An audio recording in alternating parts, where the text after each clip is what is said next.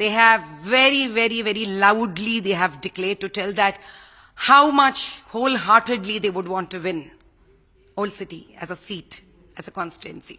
So, आदाब और जय हिंद साथियों, मैं शिराज खान, हैदराबाद तेलंगाना कांग्रेस। उम्मीद है सब खैरियत से होंगे। आए दिन हमारे वीडियोस को आप लाइक, शेयर और कमेंट करते हैं, जिसकी वजह से हमारी यानी कि सब्सक्रिप्शन बढ़ती रहती है। आपको बहुत बहुत धन्यवाद, शुक्रिया, जज़ाकल्लाह। आइए आज के बहुत ही संजीदा वीडियो पर हम गौर और फिक्र करते हैं, जहां पर हैदराबाद पार्लियामेंट हल्के को लेकर यहाँ पर बात हो रही है। जी हाँ, जहां पर MIM के चीफ असद अवैसी साहब हमेशा से माने जाने वाले हैदराबाद लोकसभा MP, जो बहुत ही धूम धड़ाके के साथ पार्लियामेंट में अपनी बात रखते हैं, अपनी आवाम की बात रखते हैं, और देश और दुनिया भर में माने जाने वाले असद अवैसी को आज बहुत ही बड़ा झटका शायद बीजेपी द्वारा लगा होगा। ये मैं इसलिए कह रही हूं क्योंकि आज भाजपा सरकार ने 195 जो कैंडिडेचर है यानी कि लोकसभा के जो उम्मीदवार है उनकी यानी कि सूची यानी कि लिस्ट जारी की है, जिसमें हैदराबाद का नाम भी आ जाता है, क्योंकि हैदराबाद एक ऐसी लोकसभा पार्लियामेंट सीट है जहां पर जिसको हराना नामुमकिन माना जाता है। लेकिन आज 2024 के लोकसभा इलेक्शंस में ये पूरी तरीके से ऐलान किया जा चुका है कि असद अवैसी साहब के खिलाफ एक खातून जिसका नाम माधवी लता है, जो कि विरिंची हॉस्पिटल लोकेटेड एट लकड़ी का पुल या बंजारा हिल्स क्रॉस रोड पर है, जहां पर बड़े पैमाने पे इस हॉस्पिटल का नाम बहुत ही मशहूर है। तो वहां की चेयरपर्सन या चेयरमैन होने के नाते उनको बड़े ही कॉन्फिडेंस के साथ बीजेपी यानी कि नरेंद्र मोदी की सदारत में और नड्डा जी की सदारत में इस खातून को चुना गया है। जी हाँ, आप ठीक सुन रहे हैं कि असद अवैसी वर्सेस एक बीजेपी की खातून जो हॉस्पिटल्स की यानी कि चेयरपर्सन है। क्या यह मुकाबला होकर रहेगा?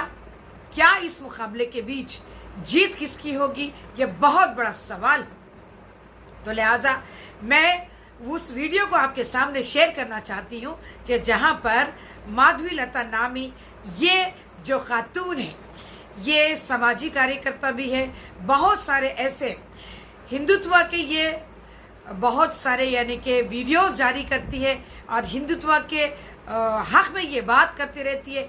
धर्म के ऊपर बहुत सारी इन्होंने वीडियोस बनाई है। तो ये एक जानी मानी हस्ती उस हद तक जानी जाती है, अभी तक लोगों में इनकी आम चर्चा तो नहीं है। लेकिन दूसरी तरफ ये भी कहा जा रहा है कि इस खातून ने, इस महिला ने बहुत ही कॉन्फिडेंस के साथ असद अवैसी साहब को चैलेंज किया है।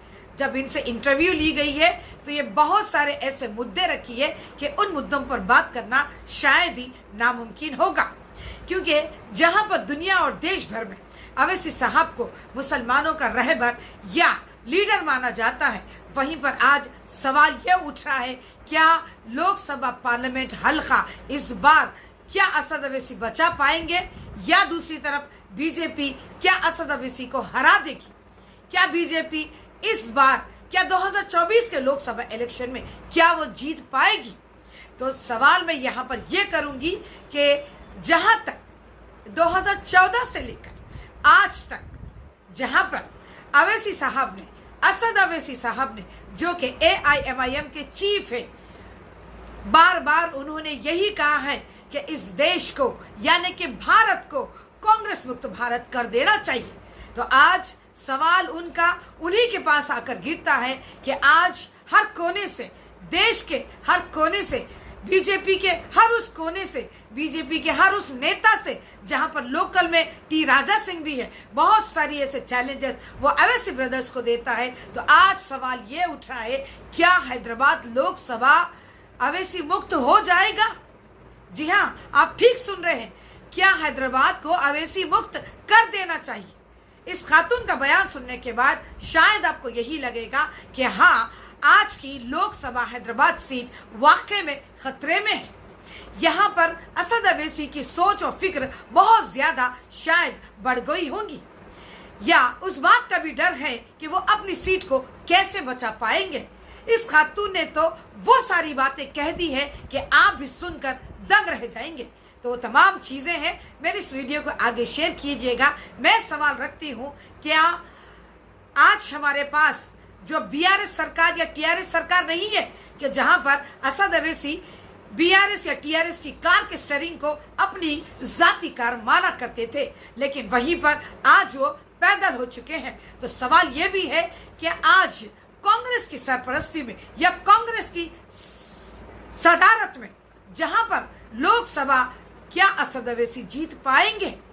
जहां पर उस खातून ने, उस महिला ने ऐसे बड़े बड़े चैलेंज किए हैं कि 40 साल से यहां पर एआईएमआईएम की पार्टी के नुमाइंदे काबिज है।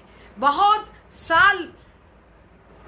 साल हो चुके हैं और इतना वक्त देने के बावजूद भी ओल्ड सिटी को ओल्ड सिटी कहा जाता है। वहां पर जब सवाल किया गया है कि किन चीजों पर वो काम करेगी और वहां पर जीत पाएंगी, तो उसके 2-3 ऐसे सवाल थे, शायद आप भी सुनकर चौकस हो जाएंगे। बहुत ही शॉकिंग सवाल, इतना कॉन्फिडेंस शायद इस खातून को इसीलिए उतारा गया है कि इस सीट पर बीजेपी काबिज होना चाहती है। तो ये चंद सवालात है। जब उससे पूछा गया है कि यहाँ पर क्या ऐसे मुद्दे हैं, तो वो कहती है क्या कोई कम है? क्या पूछेंगे आप कि वहां पर गुर्बत है, बेबसी है, वहां पर मदारस में या मदरसों में बच्चों के लिए खाना नहीं है, और वहां पर मंदिरों के ऊपर कब्जा हो रहा है, लैंड ग्रैबिंग हो रही है। और यहां तक उसने कहा है कि ओल्ड सिटी को ओल्ड सिटी क्यों कहा जाता है? ये तो शहर के यानी कि तेलंगाना के बीचों बीच एक ऐसा यानी कि एक गोल्डन यानी कि स्पेस है जहां पर हद से ज्यादा टैक्सेस वसूल किए जाते हैं और वहां पर विकास होना लाजिम है। इसीलिए 40 साल बहुत हो गए हैं, अब उनका वक्त रिटायरमेंट का है। यही उस खातून के अल्फाज है। तो इस महिला को आगे सुनिएगा और मेरे इस वीडियो को ज्यादा से ज्यादा शेयर कीजिएगा, क्योंकि सवाल है हैदराबाद और तेलंगाना के नागरिक या वहां की अवाम क्या असद अवैसी को बचा पाएगी? क्या ये धर्म युद्ध है? क्या ये मुसलमान और हिंदू की जंग जारी हो चुकी है? तो ऐसे कई ऐसे आपको यहाँ पर एहसास महसूस होंगे जहां पर आप अपना कीमती वोट किसे देंगे? बीजेपी का एजेंडा 8 साल से देख रही हूँ लोग, और खास कर 1 साल से हर दिन मैं वहाँ उस हर गली हर बस्ती में जा रही हूँ। हमारा ही रहेगा। दिन में तकरीबन 10-11 घंटा काम करती हूँ। जरूर शेयर कीजिएगा। पूछे तो क्या है वहाँ पर? देखते कुछ नहीं है आज। मेरे मजीद वीडियो। न पढ़ाई है, न हेल्थ फैसिलिटी है उनको, न रोड साफ है, न मोहल्ले साफ है, ड्रेनेज का पानी बहते रहता है, मदरसे में बच्चों को खाना नहीं मिलता है, मंदिरों को कब्जा होते रहता है, हिंदुओं के घरों में वो लोग घर तक नहीं मालूम, एक दीवार टूटता है तो नहीं पता है आगे आके कौन आके उसको कब्जा करेंगे। मुसलमान के घरों में बच्चे पढ़ते नहीं है, बच्चे पूरे वहां पे चाइल्ड लेबर हो जाते हैं। ना उनके पास पढ़ाई है, ना उनके पास ठीक तरह से घर है, ना उनको कोई भविष्य है। क्या है उनके पास? एक ही बात बचा है उन दोनों के बीच में, लड़ाई, जिसका जो चिंगारी तक वही डालते हैं, जिसका फायदा भी वो लोग उठाते हैं। वो जो फायदा उठाते हैं उल्टा उनके लिए कुछ करते भी नहीं है। लेकिन ऐसा एक मुद्दा हो तो बताएं। आप ही सोचिए, ऐसा ओल्ड सिटी कोई ऐसा तो पहाड़ पे तो है नहीं। वो ये समझने के लिए वो ट्राइबल्स है। ओल्ड सिटी कहां है? हैदराबाद के बीचों बीच है। ऐसा हैदराबाद जो जब बंटवारा हुआ था आंध्रा और तेलंगाना स्टेट का, मांग के लिया गया था हैदराबाद। उसका टैक्सेस, उसका जो आमदनी है इतना बड़ा है। वैसा हैदराबाद सिटी के बीचों बीच आप ओल्ड सिटी कॉन्स्टिट्यूंसी को देखते हो, जहां गरीबी है, बेबसी है। अब बताओ तो क्या नहीं है वहां पर? बहुत कुछ आगे लेके जाना पड़ता है उस काउंसिल से। हर दिन मैं वहां उस हर गली हर बस्ती में जा रही हूं। मैं दिन में तकरीबन 10-11 घंटा काम करती हूं मैं। पूछे तो क्या है वहां पर? वहां कुछ नहीं है आज।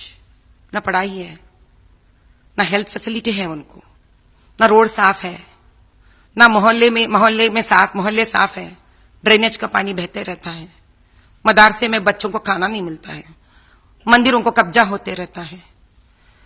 हिंदुओं के घरों में वो लोग घर तक नहीं मालूम, एक दीवार टूटता है तो नहीं पता है आगे आके कौन आके उसको कब्जा करेंगे।